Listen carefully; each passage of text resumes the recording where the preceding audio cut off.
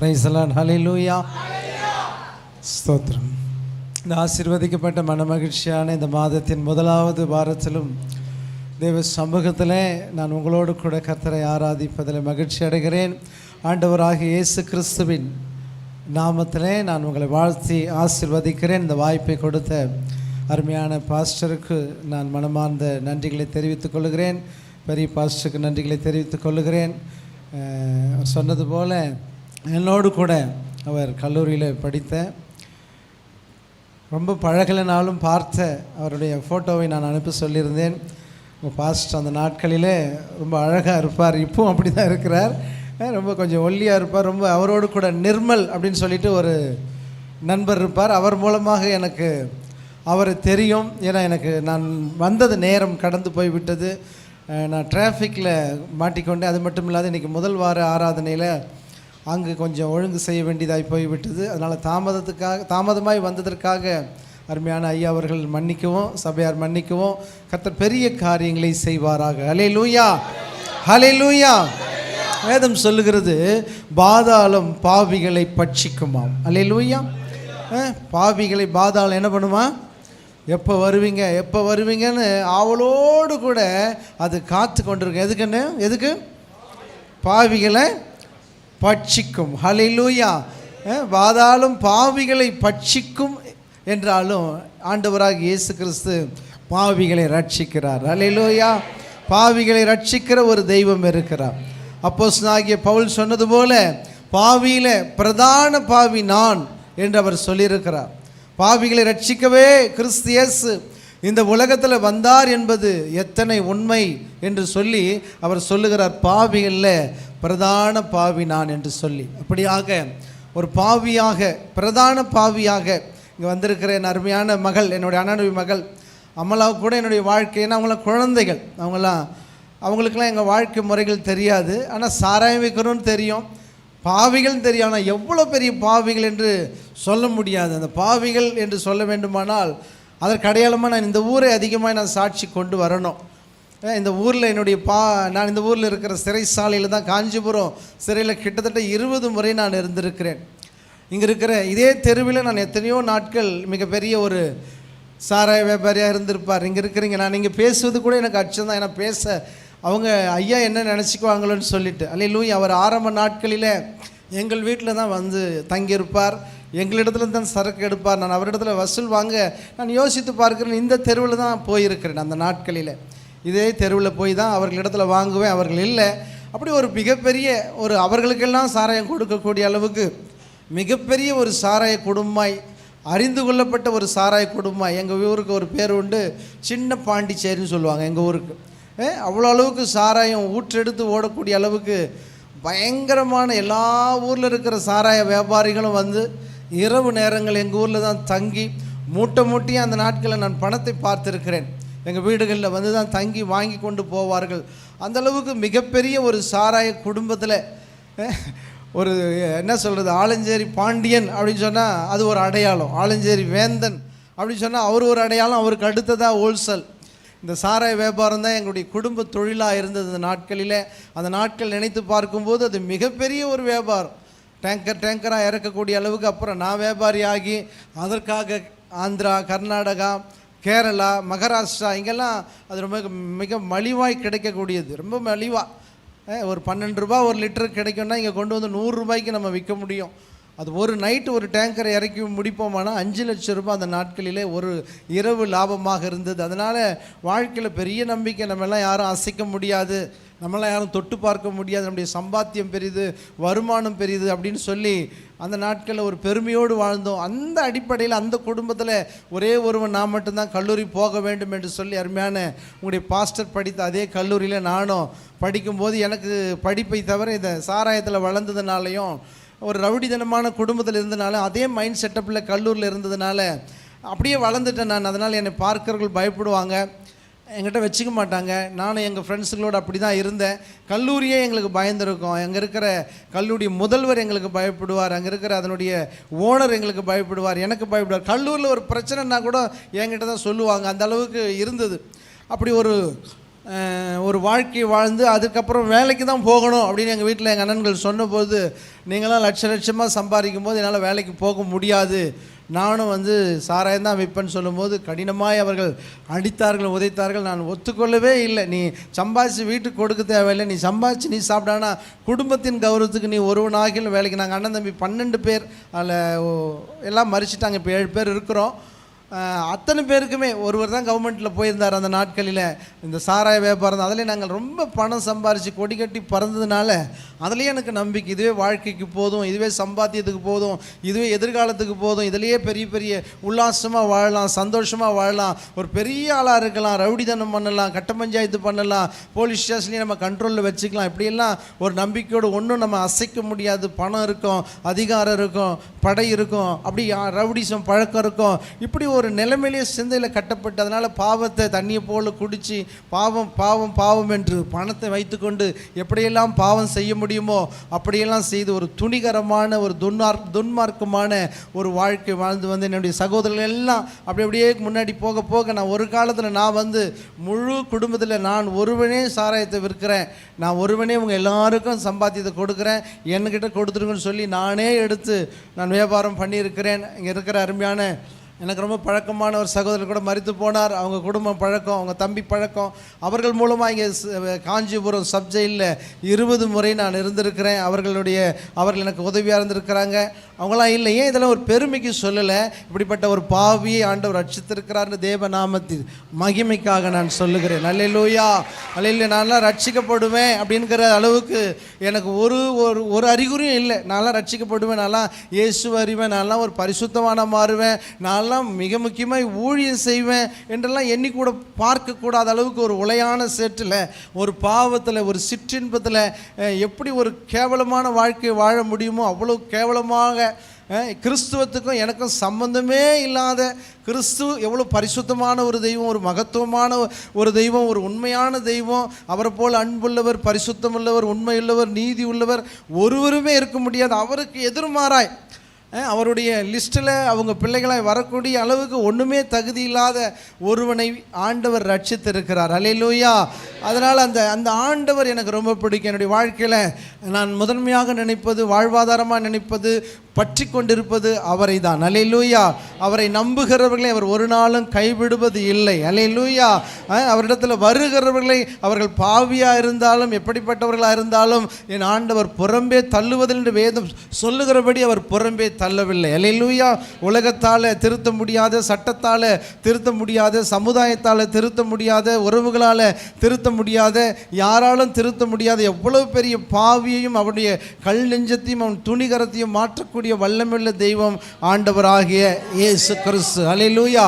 அதில் எந்த மாற்றமும் இல்லை. நான் சொன்னது தான் சாட்சி, இதில் வேறு ஒன்றும் இல்லை. அவ்வளோ பெரிய மிகப்பெரிய மிகப்பெரிய எப்படி சொல்கிறதுன்னு தெரியல. என்னுடைய வட்டாரங்கள் பெரியது, என்னுடைய நட்புகள் பெரியது, என்னோடு இருந்தவர்கள் எல்லாம் இன்றைக்கி சென்னையில் இதெல்லாம் சொல்ல சாட்சியை வெளில பார்க்குறாங்க. அதனால் எனக்கு ஏதாச்சும் கஷ்டம் வந்துடுமான்னு நான் சொல்ல முடியல. இந்த ஊரில் ஏதோ ஒரு சின்ன சபையில் சொல்லிடலாம். அந்த அளவுக்கு ஒரு மோசமான, ஒரு துணிகரமான நண்பர்களோடு ஒரு கேவலமான வாழ்க்கையை வாழ்ந்து கொண்டிருந்தேன். சாராயம்தான் பிரதானம், ஒன்றும் என்னை அசைக்க முடியாது என்று சொல்லி நான் அதிலேயே கனவு கட்டு அதிலேயே வாழ்க்கையை நான் நடத்த ஆரம்பித்தேன். அதுதான் என்னுடைய இலக்காக இருந்தது.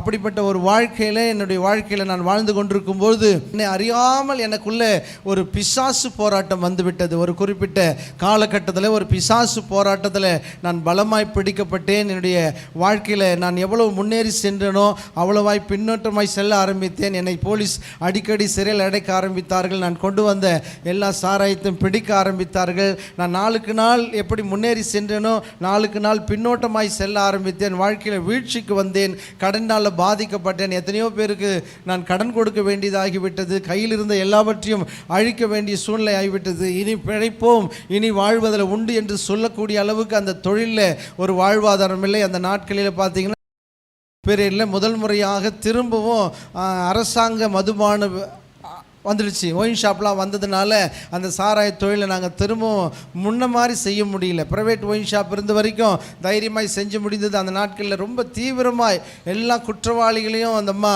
பிடிச்சி சிறையில் அடைத்து குண்டர் சட்டத்தில் அடைத்து கொண்டிருந்த ஒரு கடுமையான ஒரு கட்டத்தில் நானும் மாட்டிக்கொண்டு மிகப்பெரிய வியாபாரியாக இருந்ததுனால என்னை தீவிரமாய் தேடி கொண்டிருக்கிறார்கள். கையில் பணம் இல்லை, மனைவி பிள்ளைகளை வைத்து ஊராய் சுற்றி கொண்டிருக்கிறேன். அந்த என்னிடத்துல நன்மை பெற்றவர்கள் யாரும் உதவி செய்ய வரவில்லை, சொந்தக்காரர்களால் உதவி இல்லை. ஊராய் சுற்றுகிறேன், லாட்ஜா தங்கி கொண்டு அலைந்து கொண்டிருக்கிறேன். இப்படிப்பட்ட நாட்களில் தான் ஒரு பொல்லாத பிசாசு என்னை பயங்கரமாக என்னை வேதனைப்படுத்த ஆரம்பித்தது.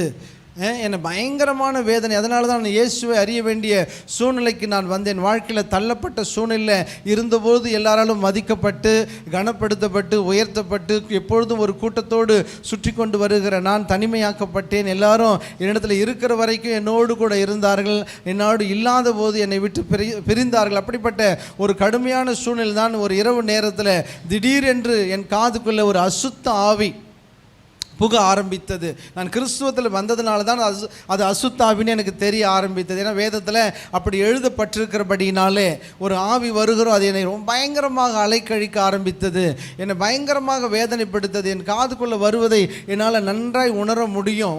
ஒரு ஆழ்தன்மையோடு கூட ஒரு கடப்பாறை போல் ஒரு இரும்பு பயங்கரமாய் காதுக்குள்ளே போனால் அது எப்படி இருக்குமோ அவ்வளோ வலியோடு கூட அது போய் என்னுடைய காதுக்குள்ளே போய் என் தலையை துளைத்ததும் என் தலை பயங்கரமாய் சுத்த ஆரம்பிக்கும். பயங்கரமாக எப்படி சொல்கிறதுனே சொல்ல, அது அவ்வளோ வேகமாக என்னால் நிற்க முடியாது, உட்கார முடியாது, துடியாய் துடிப்பேன். இரவு நேரத்தில் தான், அது கூட தூங்குகிற நேரத்தில் தான் அந்த டிஸ்டர்பு எனக்குள்ளே வர ஆரம்பித்து. அது மட்டுமல்ல, தூங்கி கொண்டிருந்து நான் எழுந்து உட்கார்ந்தேன்னா நான் எங்கே இருக்கிறேன், எந்த வீட்டில் இருக்கிறேன், யாரை பார்க்குறேன், எதில் இருக்கிறது யார், ஜன்னலா, எதுவுமே கொஞ்ச நேரம் நினைவு வராத பைத்தியத்தை போல் ஆக்கப்பட்டேன். ரொம்ப அந்த நேரம் திடுக்கிடுகிற ஒரு நேரமாக இருக்கும், பயங்கரமான ஒரு கலக்கம். அந்த நேரம் எழுந்ததும் நான் எங்கே இருக்கிறேனே தெரியாத, நான் சுற்றி முகத்தெல்லாம் பார்ப்பேன், இவங்க யாருன்னு தெரியல, அவங்க யாருன்னு தெரியல, வீட்டில் இருக்கிற மனைவி தெரியல, பிள்ளைகள் தெரியல, நான் வீட்டில் இருக்கிறேன்னா தெரியல.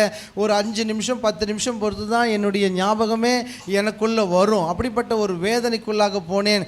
என்னுடைய நடக்கைகள், என் மனைவியே உங்களுக்கு எதுவும் ஆயிடுச்சு, அதாவது எப்படி சொல்கிறதுன்னா முன்ன மாதிரி நீங்கள் இல்லை, ஒரு பைத்தியம் பிடிச்ச மாதிரி நான் ஆயிட்டேன்றதை சொல்லாமல் சொல்கிற அளவுக்கு எல்லாரும் சொல்லி எனக்குள்ளே ஒரு பைத்தியக்காரன் என்கிற உணர்வு வந்தது. நான் போய் மனநல மருத்துவரையெல்லாம் பார்க்க ஆரம்பித்தேன். என்னன்னு சொன்னால் அவங்க எல்லாம் செக் பண்ணிட்டு இவர் நல்லா தான் இருக்கிறார், இவருக்கு ஒன்றுன்னு சொன்னாங்க. ஆனால் என்னுடைய செயல்பாடுகள் அப்படி இருந்தது.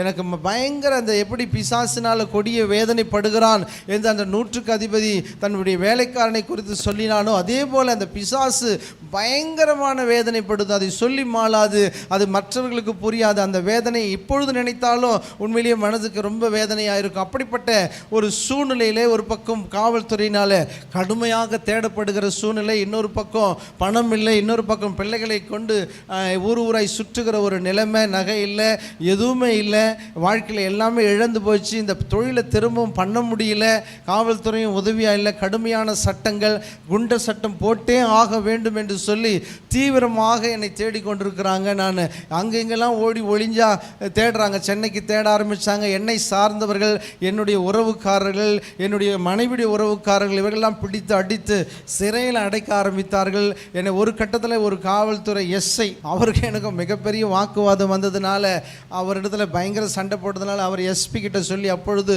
எஸ்பியாக இதே ஏரியாவில் அவர் இருந்தாங்க, அவங்க சொல்லி பெரிய சுட்டு பிடிக்கணும் அப்படின்ற ஒரு ஆர்டர் கொடுத்து பயங்கரமாய் தேடப்பட்டேன். இதெல்லாம் பிள்ளைகளுக்கு தெரியாது, இவங்களுக்கு தெரிய வாய்ப்பு இல்லை. ஏதோ சித்தப்பா வந்து சாராயம் விற்றுருந்தார், அவ்வளோதான் தெரியும். அதுக்கு பின்பாக பயங்கரமான இன்னும் ரவுடிசம் அது இதுன்று வாழ்க்கையை சிதைந்து போச்சு. இனி கட்டி எழுப்ப முடியாது, இனி வாழ முடியாது, உயிர் பிழைக்க முடியாது. எதிராளிகளுடைய தொல்லை, கடன் பிரச்சனை, ஒரு பக்கம் வியாதி பிரச்சனை, ஒரு பக்கம் பிசாசு பிரச்சனை, இனி முன்னேற முடியல. வாழ்க்கையில் தற்கொலை எண்ணங்கள் நாளுக்கு நாள் பெருகி கொண்டிருக்கிறது. ஏன் இந்த வாழ்க்கை, எதற்கு இந்த வாழ்க்கை வாழணும், இனி வாழத்தான் வேணுமா அப்படின்ற ஒரு நாள் போய் எங்கள் ஊரில் இவங்களுக்கு தெரியும், ரெட்டமங்கலம் பக்கத்தில் ஆண்டாகுளம், அங்கே ஒரு குளத்தண்டை போய் நான் தற்கொலை செய்து கொள்ளலாம் அப்படின்று கூட எண்ணும்போது என் மனைவி பிள்ளைகள் என்னுடைய கண்ணில் வந்ததுனால, நான் செய்த பாவங்கள், நான் செய்த அக்கிரமங்கள், இவர்கள் என்ன செய்வார்கள், இவர்களை அனாதையாய் விட்டு விட்டு போக வேண்டும் என்று சொல்லி கலங்கி கொண்டிருக்கிறேன். ஆனால் இந்த அசுத்தாவி பிரச்சனை நாளுக்கு நாள் மிக மோசமாகி விட்டது. அதனால் தூக்கம் இல்லாமல் இளைத்து போனேன். தூங்கினாதானே வருகிறது என்று சொல்லி ஒரு சோபா மேலே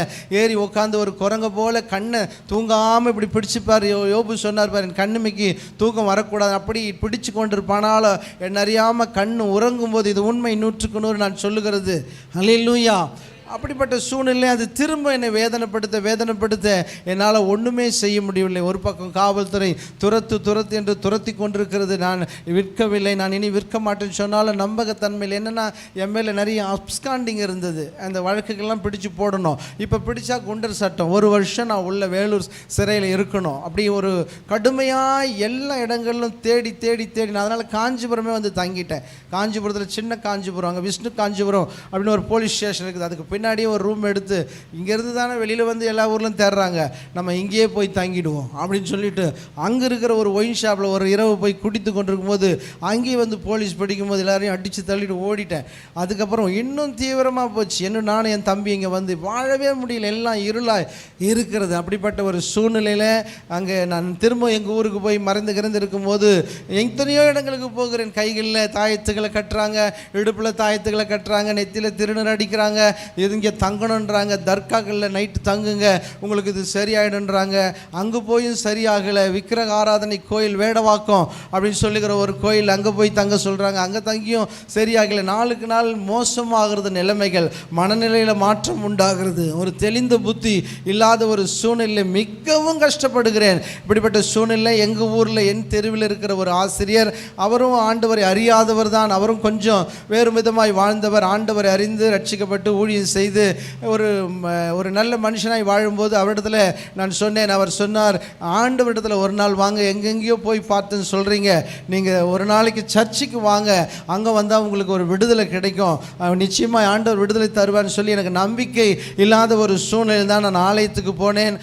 ஆலயத்துக்கு போகிற பொழுது ஏதோ ஒரு மனதில் ஒரு சந்தோஷம் வந்து தவிர விடுதலை இல்லை. ஆலயத்துக்கு போன பிறகும் இதே பிரச்சனை எனக்குள்ளே நாளுக்கு நாள் நீடித்து கொண்டிருக்குது. சரி, ஆண்டவர் சொல்கிறாங்களே இந்த ஆலயத்தை விட இதை விட பெருசாக நடத்துகிற பாஸ்ட் இடத்துல போகலாம், மோகன் சி லாசரஸ் சொல்கிறாங்களே நம்ம தூத்துக்குடி போகலாம், அதுக்கப்புறம் சாம் ஜெபத்துறை கோடம்பாக்கம் போகலாம், இப்படி எல்லா இடங்களும் திருப்பத்தூர் முகாம் போகலாம், எங்கெல்லாம் ஆல் அண்ட் பால் மீட்டிங் போகலாம், எங்கெல்லாம் போக முடியுமோ, ஜாஃப்ரின்னு ஒரு ஊழியக்காரர் இப்படிப்பட்ட வரம் பெற்றவர், அங்கே போகலாம், எல்லா இடங்களும் போகிற நம்பிக்கை வந்தது. ஆனால் எனக்குள்ள விடுதலை வரவில்லை. நான் அப்படி அரைகுறை கிறிஸ்தவனாகத்தான் இருக்கிறேன். இங்கே கிறிஸ்துவத்துக்கு வந்தோம், எனக்கு விடுதலை இல்லையே. ஆனால் நான் வேதத்தை வாசிக்க ஆரம்பித்தேன். கொஞ்சமாய் நான் வேதத்தை ஆண்டவரை நம்ப ஆரம்பித்தேன். இப்படிப்பட்ட சூழ்நிலையில் தான் என்னை போலீஸ் கைது செய்கிறார்கள். என்னை கைது செய்து காஞ்சிபுரத்தில் இருக்கிற ஒரு சிறையில், இங்கே இருக்கிற நம்ம காஞ்சிபுரம் சப் ஜெயில் தான் எங்களுக்கெல்லாம் ஜெயில். ஏன்னா நாங்கள் காஞ்சிபுரம் மாவட்டத்தை சேர்ந்தவர்கள் என்பதால் எங்களை பிடித்து கொண்டு இங்கே தான் வந்து அடைப்பார்கள். அந்த சிறையில் இருக்கும் பொழுது தான் நான் உண்மையிலேயே ரொம்ப கதறி அழுதேன். என்னுடைய மனைவி எப்படி நாங்கள் வாழ்ந்தோம், எப்படி நாங்கள் சம்பாதிச்சோம், எப்படி இருந்தோம் என்பது எனக்கு தெரியும். எவ்வளவு பணங்கள், எவ்வளவு சொத்துக்கள், எவ்வளவு நகைகள் எல்லாம் இருந்து கடைசியில் என் குழந்தைகளை கொண்டு வந்து ஒரு கண்ணீரோடு நின்று அவள் மன்றாடி சொன்னது ஒன்றே ஒன்று தான், இந்த இயேசுவை நீ விட்டுடாத, இந்த பைபிளை படி, இந்த ஆண்டவரை நம்பு, இந்த ஆண்டவர் விடமாட்டார், நம்ம எல்லாம் போனாலும் பரவாயில்ல, உயிர் இருக்குது, அதனால் நீங்கள் 1 வருஷம் இருந்தாலும் பரவாயில்லை, நாங்கள் இருக்கிறோம், நீங்கள் பரவாயில்லன்னு சொல்லும்போது நான் அப்பொழுதுதான் முதல் முறையாக இந்த வேதத்தை எடுத்து இந்த மத்தேயு புத்தகத்தெல்லாம் நான் வாசிக்க ஆரம்பித்தேன். உள்ள ஜெயிலில் ஆண்டவருடைய சபைக்கு போனாலும் நான் அதிகமாக வாசிக்காதவனாக இருந்தேன், நம்பாதவனாக இருந்தேன். ஆண்டவரை வாசிக்கும்படியாக நான் ஒரு சிறைசாலையிலே, ஆண்டவரே நான் நம்ம விசுவாசிக்கிறேன், என்னை ரொம்ப மனவேதனைப்பட்டு நான் அழுது கலங்கி ஆண்டவருக்கு ஒப்பு கொடுத்து, ஆண்டவரே இங்கேருந்து இந்த மிஷாவிலிருந்து என்னை எப்படி ஆகிலும் கொண்டு போவீங்கன்னு சொன்னால் நான் உண்மையிலே திரும்ப இந்த தொழிலை நான் செய்ய மாட்டேன், திரும்ப நான் இந்த தொழிலுக்கு வரமாட்டேன் அப்படின்னு நான் சொல்லி ஒரு பொருத்தனை செய்தேன். அதற்கு முன்பாக இந்த சாராய தொழில் பண்ண முடியவில்லை என்பதற்காக வேறு தொழில் செய்யலாம் அப்படின்னு சொல்லிட்டு ஏதேதோ தவறான, துன்மார்க்கனுக்கு தெரிஞ்சதெல்லாம் தவறானது தான், பாவமான தொழில் என்ன செய்யலாம், இப்படி போதை பொருட்களை கடத்தலாம், அப்படி போய் அந்த கூட்டத்தோடு சேர்ந்து பேசினேன். அதுக்கப்புறம் கள்ள நோட்டுகள் மாற்றலாம் அப்படின்னு சொல்லி இங்கே காஞ்சிபுரத்தில் ஒரு குரூப் வந்து என்னை நாடினாங்க.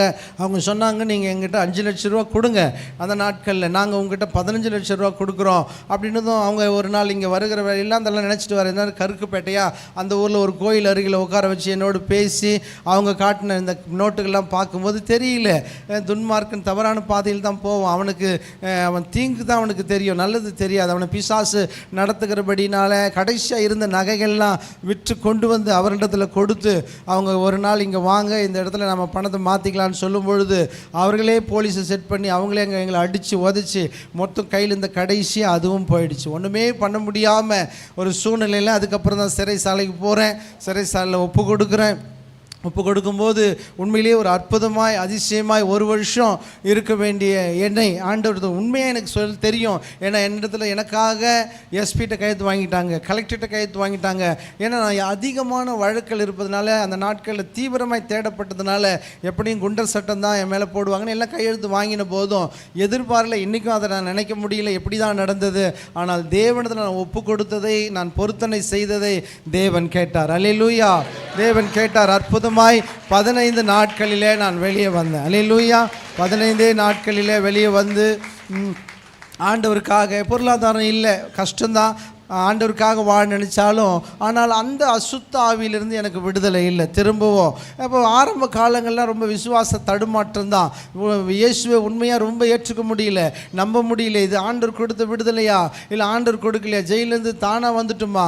ஆண்டவர் கொடுத்துருப்பார், அப்போ ஏன் இதில் இன்னும் போராட்டம் இருக்கிறது அப்படின்னு சொல்லி கலங்கி ஆனாலும் ஆண்டவர் என்னை விட மனமில்லை. அல்லேலூயா. அவரை விட நான் நினச்சாலும் அவர் என்னை விடவே இல்லை. அல்லேலூயா. அவர் உண்மையை நான் அப்படி தான் சொல்லணும். நான் யோசித்து பார்க்க நான் ஆண்டவரை விடுவதற்கு எத்தனையோ சந்தர்ப்பங்கள் வந்தது, எத்தனையோ சூழ்நிலைகள் வந்தது, எத்தனையோ வாய்ப்புகள் வந்தது, எத்தனையோ பேர் திரும்பவும் என்னை தேடி வந்து என்னிடத்தில் முதலீடு கொடுத்து நீ திரும்ப செய்யணும், நான் உனக்கு உதவியாக இருக்கிறேன் என்று சொல்லி கொட்டி கொடுக்க வந்த போதெல்லாம் கூட ஆண்டவர் ஒரு உறுதியாய் நான் ஆண்டுக்கு ஒப்பு கொடுத்துருக்கிறேன், ஜெயிலில் ஒப்பு கொடுத்துருக்கிறேன், நான் இதை செய்ய மாட்டேன்னு சொல்லியிருக்கிறேன்னு கடுமையாய் சொன்னபோது வந்தவர்கள் சொன்னாங்க, நீ ஒரு நாள் வரும் நீ பிச்சை தான் எடுக்க போகிறேன்னு சொன்னாங்க. பெரிய பெரிய முதலாளிகள், பரவாயில்ல நான் ஜெயிலில் ஒப்பு கொடுத்துருக்கிறேன், என்னை அவர் தான் வெளியே கொண்டு போனார், அதனால் நான் செய்ய முடியாதெல்லாம் மாயே, வாழ்க்கையில் ஒரு வாழ்க்கை தான், சந்தோஷமாக இருக்கணும், சம்பாதிக்கணும், எல்லாம் இழந்திருக்கிற, திரும்ப உனக்கு தேடி வருது அப்படின்னு சொல்லும் போது நான் உறுதியாய் நான் ஆண்டவருக்காக வாழ்வேன். அல்லேலூயா. இந்த ஆண்டவருக்காக நிற்பேன் என்று சொல்லி அந்த நாட்களில் நான் நின்றேன். உண்மையிலேயே சாப்பிட பணம் இல்லை, ரேஷன் அரிசி தான் சாப்பிட்டோம். ஒரு பக்கம் நெருக்கம் தான், கண்ணீர் தான், கவலைகள் தான், வேதனை தான், துக்கம் தான், அதெல்லாம் சொல்லி மாளாது. அந்த கண்ணீர் இரவெல்லாம் அழுத நாட்கள் உண்டு, இரவெல்லாம் ஆண்டவர் நோக்கி கூப்பிட்ட நாட்கள் உண்டு. ஆண்டவரேன்னு சொல்லி அழுதுருக்கிறேன். அப்படிப்பட்ட ஒரு நாட்களில் திரும்பவும் அதே அசுத்தாவி, நான் என்னுடைய வீடு ஆலஞ்சேரியில் நான் ஒரு பெரிய வீடு கட்டி வச்சிருந்தேன். அந்த வீட்டில் நான் படுத்து கொண்டு அந்த வீடை கூட விற்றுட்டேன். ஏன்னா இப்போ அநியாயத்தின் திரவியம் ஒன்றுக்கும் உதவாது என்று வேதம் சொல். கடைசி என்னிடத்தில் நின்னது அந்த சாராயத்தினால சம்பாதித்து தான் நின்றது அந்த வீடு தான். கடைசியில் அது கூட இல்லை, அதுவும் விற்றுவிட வேண்டிய அளவுக்கு, ஏன்னா நான் கடன் பட்டதெல்லாம் கொடுக்க வேண்டிய அளவுக்கு வந்ததால் கடன்காரனாக வாழ்வதை விட நம்ம வீட்டை விற்று கடனை அடைப்போம் என்கிற மனநிலையோடு ரொம்ப கஷ்டம்தான். என் மனைவிக்கு இந்த காரியங்கள்லாம் செய்தபோது வேறு வழி இல்லாமல் செய்து முடித்தேன் அந்த காரியத்தை. ஒரு பயங்கரமான அந்த ஊரை நினச்சா, நான் வாழ்ந்த ஊர் கம்பீரமாக பிள்ளைங்களுக்கு தெரியும். நான் கவுன்சிலராக இருந்தேன், கிட்டத்தட்ட ஒரு 22 ஊருக்கு நான் கவுன்சிலராக இருந்து ஒரு கம்பீரமாக இருந்த ஊர்லேருந்து வெறும் கையோடு வெறும் காலோடு பிள்ளைகளை அழைத்து கொண்டு வரும்போது உண்மையிலே கண்ணீர் விட்டு நான் அழுதேன். அப்படி ஒரு நாள் இரவு நேரத்திலே நான் துடித்து கொண்டிருக்கிறேன். அது ஒரு பெரிய வேதனை, கொஞ்சம் நேரம் போராட்டமாக இருக்கும், அதில் எப்படி தான் மீண்டு வரப்போகிறோன்னு தெரியல. ஆனால் கொஞ்சம் நேரம் போது சோர்ந்து போய் நம்ம விழுந்து கிடப்போம், பிசாசு ஜெயித்துருவான். ஆனால் அந்த நாளில் எனக்கு ஆண்டவர் இரக்கம் பாராட்டினார். உண்மை சொல்லுகிறேன், என் காதுக்குள் அதே அசுத்தாவி பயங்கரமாய் உள்ள நுழைந்து கொண்டிருக்கும் போது ஒரு உணர்வை ஆண்டவர் கொடுத்தார். இயேசுன்னு கூப்பிடு. அல்லேலூயா. ஒரு உணர்வை எனக்கு ஆண்டவர் கொடுத்தார். அதில் நான் அந்த நாட்களிலே படித்த மிக முக்கியமான சுவிசேஷங்கள் எழுதப்பட்டிருக்கிற அந்த பத்திமை குருடன், தாவீதின் குமாரனே எனக்கு இறங்கும் என்று கூப்பிட்டானே, நீ அப்படி கூப்பிடு என்கிற அந்த உணர்வை எனக்கு ஆண்டவர் கொடுத்தார். அல்லேலூயா. நான் திரும்பவும் கூப்பிட்டேன். முன்னிலும் அதிக சத்தமாய் அவன் கூப்பிட்டது போல நானும் அதிக சத்தமாய், தாவீதின் குமாரனே எனக்கு இறங்கும், தாவீதின் குமாரனே எனக்கு இறங்கும், தாவீதின் குமாரனே எனக்கு இறங்கும். அந்த உணர்வு கிடைத்த பிறகு நான் கூப்பிட கூப்பிட கூப்பிட உண்மையை சொல்லுகிறேன், வேகமாக ஒரு பாம்பை போல சீறி படம் எடுத்து என் காதுக்குள்ள நுழைந்து என் தலையில் நுழைந்து என் ஞாபக சக்தியை திருடி கொண்டிருந்த அந்த ஆவி அப்படி சடனாக உள்ள நின்னது. அந்த அந்த வார்த்தை சொன்னதும் அதற்கு மேலாய் அதனால் செயல்பட முடியவில்லை. இது 100% உண்மை. அல்லேலூயா. நான் திரும்ப எனக்குள்ள ஒரு நம்பிக்கை வந்தது, எனக்குள்ள ஒரு விசுவாசம் வந்தது. இதுதான் சமயம் என்று சொல்லி நான் அதிக சத்தமாய் கதறி கதறி, தாவீதின் குமாரனே எனக்கு இறங்கும், தாவீதின் குமாரனே எனக்கு இறங்கும் என்று நான் சொல்லி கூப்பிட கூப்பிட கூப்பிட அது பின்னோக்கி நகர ஆரம்பித்தது. ஒரு கட்டத்தில் காதின் வெளியில் வரும்பொழுது பயங்கரமாய் பிடுங்கி கொண்டு ஓடினது. அல்லேலூயா. சொல்லுவேன், இத்தனை ஆண்டு காலம், கிட்டத்தட்ட 15 ஆண்டு காலமாய் இதுவரை அது என்னை தொட முடியவில்லை. அல்லேலூயா.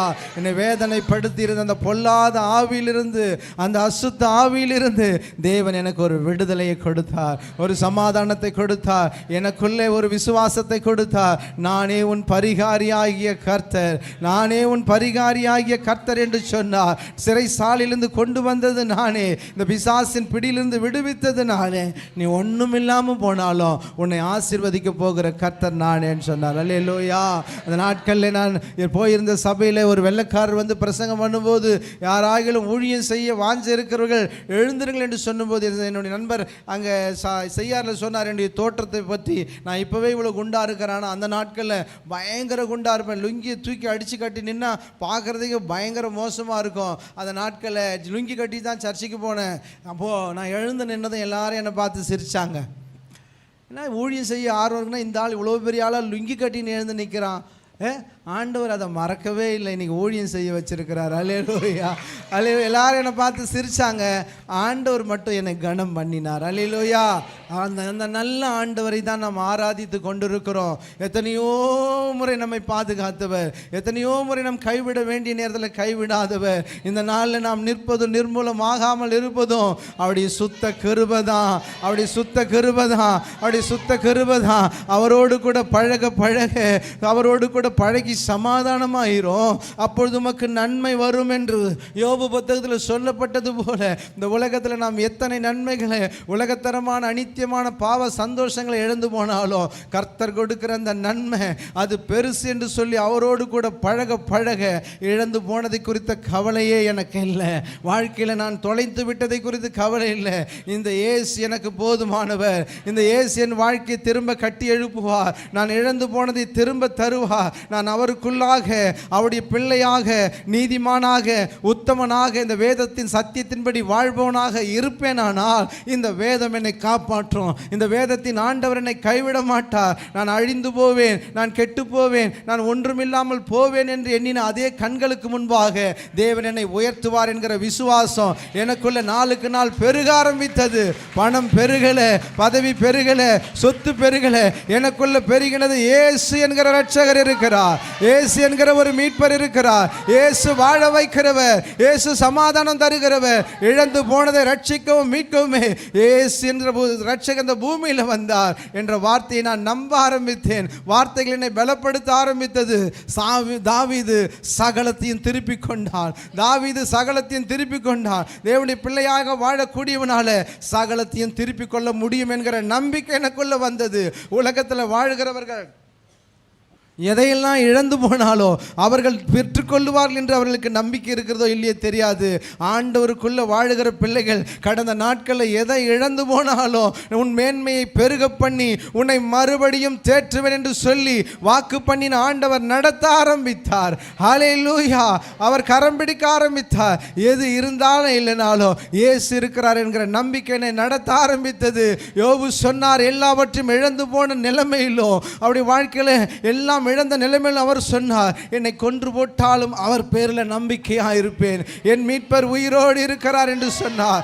இந்த தேவன் என்றென்றைக்கும் சதா காலமும் நம்முடைய தேவன், அவர் உயிரோடு இருக்கிறார். என்று தன்னை தாய் தகப்பன் நம்மை விட்டு கடந்து போகலாம், உறவுகள் நம்மை விட்டு கடந்து போகலாம், நம்மால் நன்மை பெற்றவர்கள் நம்மை விட்டு கடந்து போகலாம், நம்மை விட்டு கடந்து போக மனமில்லாத ஒரு தேவனை நாம் ஆராதித்து கொண்டிருக்கிறோம். அந்த நாட்கள் அதிகமாய் ஆண்டவருடைய பாதத்தில் அமர அமர உட்கார உட்கார எனக்கு எனக்குள்ள ஒரு தாளந்தை கொடுத்தார், பாடல் எழுதுகிற வரத்தை கொடுத்தார். ஹல்லேலூயா. பாடல் எழுத எழுத எனக்கு நேரம் போகிறது தெரியல. எத்தனையோ பாடல்கள் இன்பமா வசனங்களை வாசித்து வாசித்து வாசித்து நான் எழுத ஆரம்பித்தேன். நிறைய பாடல்கள் என்னால் வெளிக்கொண்டு வர எனக்கு சூழ்நிலையும் பொருளாதாரமும் இல்லைனாலும் சில பாடல்கள் நான் கொண்டு வந்தேன். ஆண்டவர் அப்படியே நடத்த ஆரம்பித்தார். ஆண்டவர் ஊழியத்தையும் கொடுக்க ஆரம்பித்தார். ஹல்லேலூயா. இந்த கால வேளையில் வந்திருக்கிற தேவ பிள்ளைகளே, ஒருவேளை வாழ்க்கையில் எல்லா சூழ்நிலை நம்பிக்கை இழந்து போய் வந்திருக்கலாம். இனி மீண்டு வருவோமா, இனி எழும்புவோமா, இனி ஜெயிப்போமா, இனி என் வாழ்க்கை சுக வாழ்வு துளிர்க்குமா, நான் வாழ்வேன் என்று சொல்லி நீங்கள் எதிர்பார்க்கலாம், கலங்கலாம். எல்லாருக்கும் நான் சொல்றேன், இயேசுவால வாழ்வு உண்டு.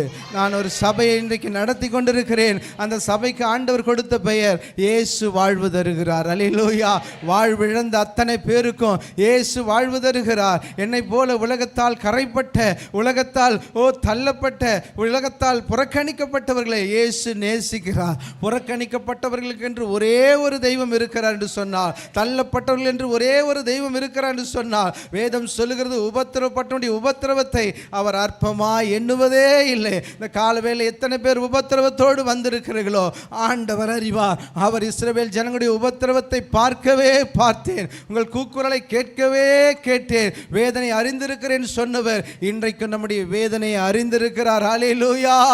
இன்னைக்கு புது வாழ்க்கை கொடுத்திருக்கிறார். நான் புதிய மனுஷனாக என்னை உணர்கிறேன். என்னுடைய பழைய நினைவுகள்லாம் என்னை விட்டு மறந்து போயிடுச்சு. பிசாசு உலகத்தில் மொத்தத்தையுமே மறக்க வைக்க என்னை திட்டமிட்டான். ஆனால் என் பாவங்களின் அக்கிரமங்கள்லாம் மறக்க செய்து நான் கிறிஸ்துக்குள் இன்றைக்கு புது சிருஷ்டியாய் இருக்கும்படியாய், ஒருவன் கிறிஸ்துக்குள் இருந்தால் புது சிருஷ்டியாய் இருக்கிறான். பழையவனை எல்லாம் ஒழிந்து போயின, எல்லாம் புதிதாயின என்று சொல்லப்பட்டது போல ஆண்டவர் அற்புதமாய் நான் கட்டின அந்த வீட்டை காட்டிலும் ஒரு மிகப்பெரிய வீட்டை கட்டி எப்படி தான் நடந்துச்சுன்னு தெரியல, எப்படி தான் கட்டணும்னு தெரியல, ஒரு ரூபாவும் அதில் பாவ பணம் இல்லை. என் ஆண்டவர் கட்டி முடிக்க உதவி செய்தார். அல்லேலூயா. என் ஆண்டவர் கட்டி முடிக்க அவ்வளோ சாராயம் வித்த போது கூட போலீஸ் காரை பிடிச்சா அதை ரிமாண்ட் பண்ணிடுவான். கார் எடுக்க முடியாதுன்னு வாடக்கார்லேயே சுற்றணும். ஆனால் இன்னைக்கு ஊழியம் செய்கிறோம், ஒரு நல்ல கார் வாங்க ஆண்டவர் உதவி செய்திருக்கிறார். அல்லேலூயா. அவர் கைவிடவே மாட்டார். அல்லேலூயா.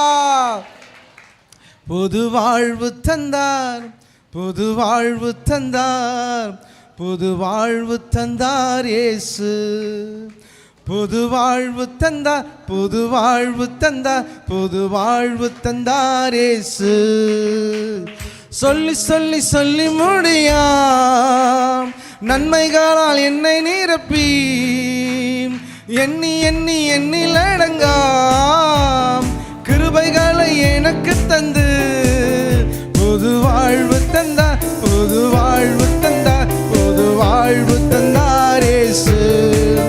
புது வாழ்வு தந்தார், புது வாழ்வு தந்தார், புது வாழ்வு தந்தார் இயேசு. பாவத்திலே மரித்திருந்தேன், கிருபையால் ரட்சித்தாரே. பாவத்திலே மரித்திருந்தேன், கிருபையால் ரட்சித்தாரே. ஆதரவை இழந்திருந்தேன், அன்பினாலே அழைத்தாரே. ஆதரவை இழந்திருந்தேன், தூய அன்பினாலே அழைத்தாரே. புது வாழ்வு தந்தார், புது வாழ்வு தந்தார், புது வாழ்வு தந்தார் இயேசு.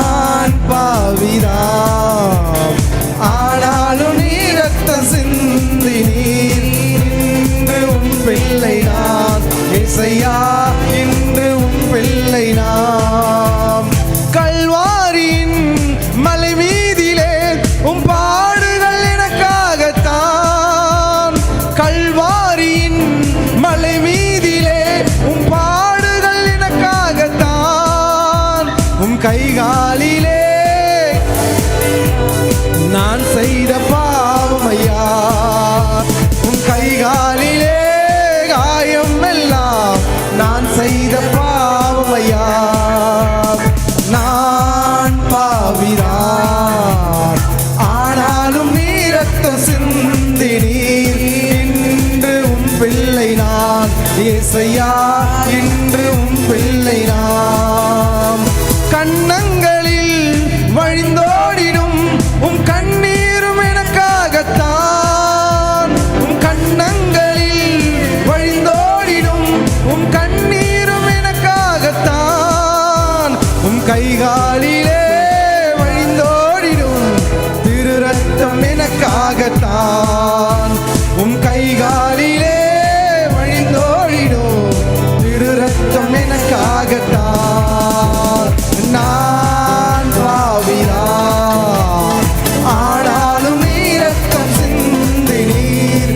இன்று உம் பிள்ளை நான், ஏசையா இன்று உம் பிள்ளை நான். மூன்றாணியால் என் பாவங்கள் சுமந்து தீர்த்தீரையா. மூன்றாணியால் என் பாவங்கள் சுமந்து தீர்த்தீரையா. மூன்றாம் நாளில் எனக்காகவே உயிரோடு எழுந்தீரையா. மூன்றாம் நாளில் உயிரோடு எழுந்தீரையா. நான் பாவியா, ஆனாலும் நீ ரத்தம் சிந்தினீர். இன்று உம் பிள்ளை நான், ஏசையா இன்று உம் பிள்ளை நான். சொல்லுங்க ஹல்லேலூயா. வேதம் சொல்லுகிறது, அவரை நம்புகிறவர்களுக்கும் அவருக்கு பயப்படுகிறவர்களுக்கும் அவர் உண்டு பண்ணி வைத்திருக்கிற நன்மை எவ்வளவு பெரிதா இருக்கிறது. ஹல்லேலூயா. கண்கள் காணவும் இல்லை, செவிகள் கேட்கவும் இல்லை, இருதயத்தில் உணர்வும் இல்லை. ஆனால் ஆண்டவர் நம் ஒவ்வொருவருக்கும் உண்டு பண்ணி வைத்திருக்கிற நன்மை, உண்மையிலேயே எனக்கு ஒரு நன்மையை உண்டு பண்ணி வச்சுருந்தாருங்க. அதுதான் இந்த ஊழியம். ஹல்லேலூயா. உண்மையிலே சொல்கிறேன், இந்த ஊழியம் எனக்கு ரொம்ப சந்தோஷத்தை கொடுக்குது. ஹல்லேலூயா.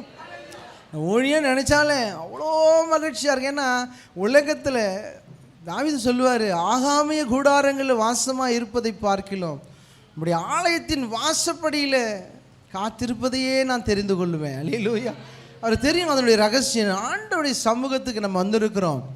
உலகத்தில் இருக்கிற 1000 நாளை பார்க்கல இந்த ஒரு நாள் நல்லது. அல்லேலூயா. இல்லையா, நல்ல ஆண்டவரை நம்ம தெரிந்து கொண்டு நம்மளாம் பாக்கியவான்கள். அதனால தான் வேதம் சொல்லுது, கர்த்தரை சொந்த தெய்வமாக கொண்ட ஜனங்கள் பாக்கியம் உள்ளது. ஆனால் பாக்கியவான்கள். உலகத்தில் இருக்கிற எத்தனை பெரிய கோடீஸ்வரனும் பாக்கியவான். நான் சொல்லுவேன், கிறிஸ்துவை அறிந்து கிறிஸ்துவுக்காக வாழுகிற மனுஷன் தான் பாக்கியவான். அல்லேலூயா. கர்த்தரை எனக்கு முன்பாக வைத்திருக்கிறேன் என்று சொல்லுகிற மனிதன் தான் பாக்கியவான். அல்லேலூயா. ஆக அந்த உன்னதமான கர்த்தர் எனக்கு ஊழியத்தை, அது ஒரு விபத்து ஊழியம். நான் நினச்சி பார்க்கலாம், ஆண்டவர் பிள்ளையாக வாழ்வேன் நான் நினைக்கும் போது, நான் செய்யாறில் போய் கடைசியாக அங்கே கொஞ்சம் எனக்கு ஒரு 8.5 ஏக்கர் சொத்து இருந்தது அந்த இடத்துல. அது கூட இல்லை, வித்தாச்சு. சரி அந்த பக்கம் போகலாம் அப்படின்னு போய் கடனால் விற்றான். எல்லாத்தையும் விற்று கொடுத்துட்டேன். சாராயத்தினால சம்பாதிச்சு, சாராயத்தினால கடனாகி, சாராயத்துக்காக அடித்து அதை அதுலேயே மூடி அதுக்கு மேலே நின்று ஆண்டவர் எல்லாத்தையும் அடைக்க செய்தார். அல்லேலூயா. அப்போது என்னுடைய மகன், இவனுக்கு ஒரு 3.5 வயசு இருக்கும் போது அவனுடைய கிட்னி ஃபெயிலியர் ஆகிடுச்சு. 2 சிறுநீரகம் உட்காரலாம். அப்போது செய்யாரில் ஒரு பாஸ்கரன் சொல்லிட்டு ஒரு எம்டி இருக்கிறார். நான் போன முறை கூட்டும்போது செய்யாரில் இருக்கிற விசுவாசிங்கிறது அது பேசும்போது அவங்க அந்த டாக்டர் தெரியும், இப்போவும் இருக்கிறார் அப்படின்னு சொன்னாங்க. அவனுக்கு திடீரென்று அவனுக்கு முகமெல்லாம் வீங்கிடுச்சு, வயிறெல்லாம் வீங்கிடுச்சு, ஜுரம் அடிச்சுது. அவன் யூரின் போனான், கருப்பு நிறத்தில் யூரின் வந்தது. நான் டாக்டருக்கு கொண்டு போகும்போது ரொம்ப சிவியராக இருக்கும்னு நினைக்கிறேன், பையன் இப்படி இருக்கிறான் அப்படின்னு சொல்லி அவர் டெஸ்ட் பண்ணிவிட்டு அங்கேயே ஒரு ஸ்கேன் சென்டர் அனுப்பி இவனுக்கு 2 கிட்னியும் ஃபெயிலியர் ஆகிடுச்சு. நான் கதறி அழுதேன். அவரிடத்துல ஒரு பிள்ளையை தான் பெற்றிருக்கிறேன் ஆண்டவரே.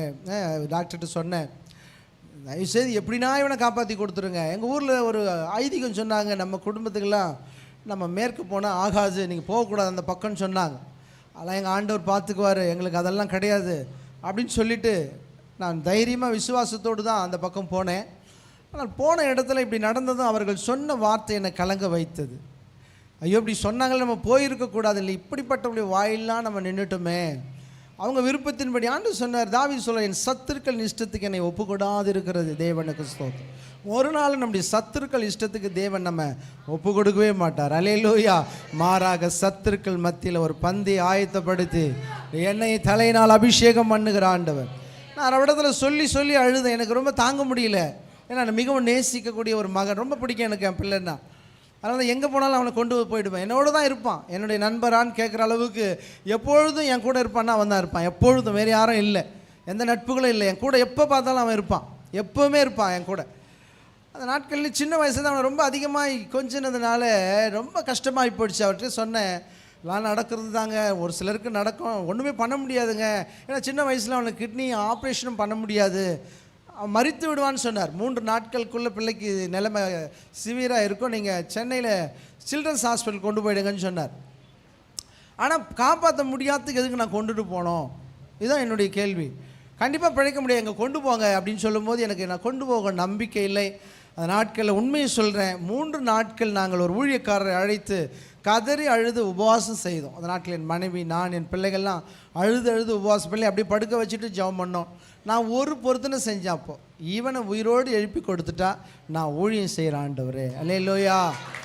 எனக்கு ஊழியத்தை குறித்து தெரியாது. ஏன்னா நான் ஊழியம் செஞ்சால் என்ன சிரிப்பாங்க, உண்மைதானே அது. நான் ஊழியம் செய்கிறேன்னு சொன்னால் எல்லாருமே நம்பவும் மாட்டாங்க. இன்றைக்கி காஞ்சிபுரத்தில் அவருக்கு தெரியும், எனக்கு அவரை விட நிறைய ஃப்ரெண்ட்ஸ் இருக்காங்க, அவருக்கு பரிசுத்தவான்கள் இருப்பாங்க, அல்லேலூயா. எனக்கும் பரிசுத்தவான்கள்னாலும் நல்ல பிள்ளைக்கு தான். ஆனால் உலகத்தரமான நண்பர்கள் நிறைய உண்டு எனக்கு காஞ்சிபுரத்தில். ஏன்னா இந்த காஞ்சிபுரத்தை குறித்து நான் நினைத்ததெல்லாம், காஞ்சிபுரத்தில் இப்படிலாம் பரிசுத்தவான்கள் ஆராதிக்கிற ஒரு ஊருன்னு நான் நினைக்கல. பலதரப்பட்ட மனிதர்கள் வாழுகிற ஒரு ஊர் தான் நினச்சேன். ஆனால் இவ்வளோ பேர் ஆண்டவரை ஒரு நல்ல பரிசுத்த அலங்காரத்தோடு கூட கர்த்தரை தொழுது கொள்ளுங்கள்னு சொல்கிறபடி ஆண்டவரை வாஞ்சியோடு தொழுது கொள்கிறதை நான் பார்க்கும்போது அதே தான் செய்யார் இல்லையோ. ஊழியக்காரர் ரொம்ப அருமையாக நடத்தினார் ஆராதனை. அங்கேயும் இங்கே நடத்திட்டு அங்கே போய் அதே ஸ்ட்ரென்த்து. நாங்களாம் ஆச்சரியப்பட்டோம். எனக்கு ரொம்ப ஆச்சரியம், இவ்வளோ வேகமாக இவ்வளோ துடிப்பாக அதே எனர்ஜி குறையாமல் அவ்வளோ அழகாக ஜனங்களை அவ்வளோ நேரம், கிட்டத்தட்ட மணி 2-3 ஆயிடுச்சு அதுங்க முடிகிறதுக்கு. கேட்டால் ரெகுலராக இவ்வளோ நேரம் தான் இருப்பாங்க. எவ்வளோ அளவுக்கு உங்களாம் நடத்தி வச்சுருக்கிறாருமே ரொம்ப சந்தோஷப்பட்டேன் நான். அல்லேலூயா. இந்த எவ்வளோ நிறைய ஆலயங்கள் இருக்கலாம், ஆனால் எனக்கு காஞ்சிபுரத்தை குறித்த அறிவு நான் பழகினது, நான் இருந்தது வேறு மாதிரி. அல்லேலூயா. அப்படி இருக்கிற ஒரு சூழ்நிலையில் நான் ஒப்பு கொடுத்தேன். உண்மையை சொல்கிறேன், ஒப்பு கொடுத்தேன். 3 நாளில் உண்மையை சொல்கிறேன், எந்த 3 நாளில் அவன் மரித்து விடுவான்னு சொன்னாரோ அவன் நிலைமை கவலை. ஆனால் 3 நாளே அவன் சுகமாயிட்டான். அல்லேலூயா. இன்னைக்கு வரைக்கும் நல்லா இருக்கிறான். அல்லேலூயா. இன்னைக்கு வரைக்கும் பிள்ளை நல்லா இருக்கிறான். ஏன்னா என்கிட்ட ஸ்கேன் இருக்குது, என்கிட்ட ரிப்போர்ட் இருக்குது. வந்த ரிப்போர்ட்டெல்லாம் அந்த டாக்டர்கிட்ட காட்டும்போது அவர் தான் சுட்டி காட்டினார், இவனை காப்பாற்றவே முடியாது என்று சொல்லி. நான் இன்றைக்கி நினைக்கிறேன், ஆண்டவர் ஒரு ஆபிரகாமுக்கு சோதனை வைத்தது போல் எனக்கு ஒரு சோதனை வச்சாரா தெரியல. நான் ஊழியத்துக்கு ஒப்பு கொடுக்கணும்னு விரும்பினாரா தெரியல. நான் ஒப்பு கொடுத்தேன். உண்மையிலேயே ஒப்பு கொடுத்தபடியே ஊழியத்தை ஆண்டவரே கொடுத்தார். இன்றைக்கி ஊழியம் செய்ய ஒரு 100 விசுவாசிகள் இருக்கக்கூடிய ஒரு சபையில், ஒரு சின்ன சபையாக இருந்தாலும் ஆண்டவர் அங்கே ஊழியம் செய்யும்படி கிருபை செய்திருக்கிறார். ஹல்லேலூயா. அப்போ இந்த ஊழியம் ஆண்டவர் கொடுத்தது. அதை நான் ரொம்ப ரொம்ப சந்தோஷப்பட்டு செய்கிற ஒரு காரியம் வாழ்க்கையில் எதுனா இந்த ஊழியம் தான். ஹல்லேலூயா. நாங்கள் ஊரை விட்டு புறப்பட்டு சென்றோம், ஆண்டவர் நடத்த ஆரம்பித்தார்.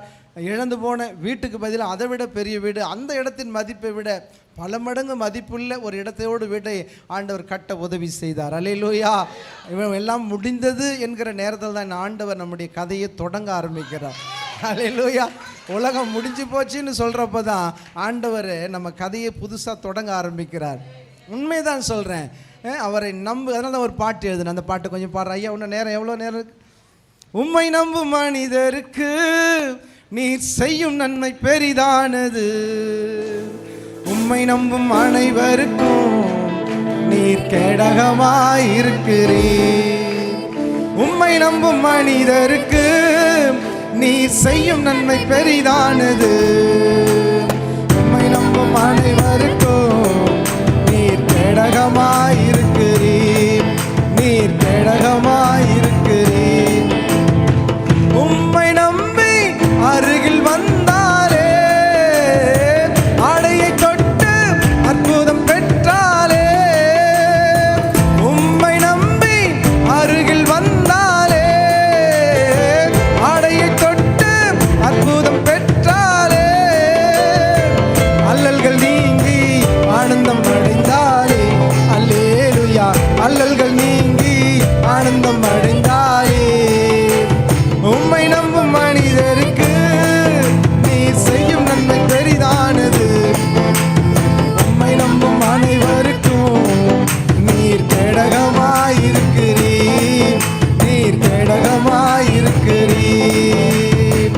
வார்த்தை நம்பி வலையை விரித்தாரே,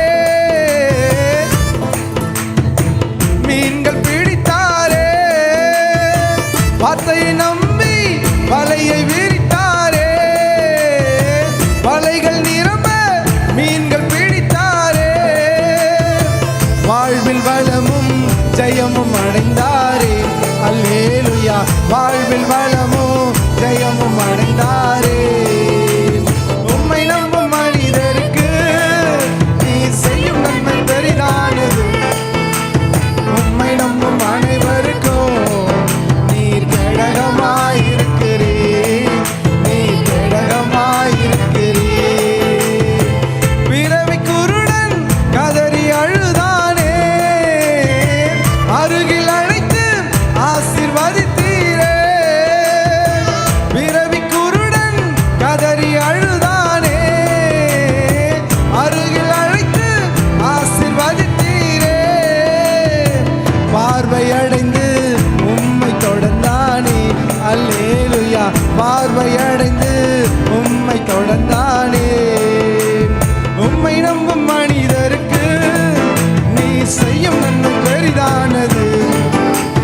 உம்மை நம்பும் அனைவருக்கும் நீ கேடகமாயிருக்கிறீர், நீ கேடகமாயிருக்கிறீர். சொல்லுங்க கால வேலை. ஹல்லேலூயா. அவரை நம்புறவங்களை ஹல்லேலூயா மீண்டு வர முடியும்னு சொல்கிறேன். ஹல்லேலூயா. அவரை நம்புறவங்க திரும்பவும் ஆசீர்வதிக்க முடியும்னு சொல்கிறேன். அவரை நம்புறவங்களை அவர் கைவிடுவதே இல்லைன்னு நான் சொல்கிறேன். ஹல்லேலூயா. எந்த நம்பிக்கையும் நம்ம கைவிட்டுடுங்க. ஆண்டவர் மேல் இருக்கிற நம்பிக்கை ஒரு நாளும், வேதம் சொல்லுகிறது, சிறுமைப்பட்டவுடைய நம்பிக்கை ஒருபோதும் கெட்டு போவதில்லை. கால வேலை சிறுமைப்பட்டு வந்திருக்கிறீங்களா? வேதனைப்பட்டு வந்திருக்கிறீங்களா? உங்கள் நம்பிக்கை ஒரு நாளும் கெட்டு போகாது. அல்லேலூயா. தேவன் பொய்யுரையாத தேவன். அல்லேலூயா. உங்கள் வாழ்க்கையை கட்டி எழுப்ப, உங்களை ஆசீர்வதிக்க தேவன் போதுமானவராக இருக்கிறார். அல்லேலூயா.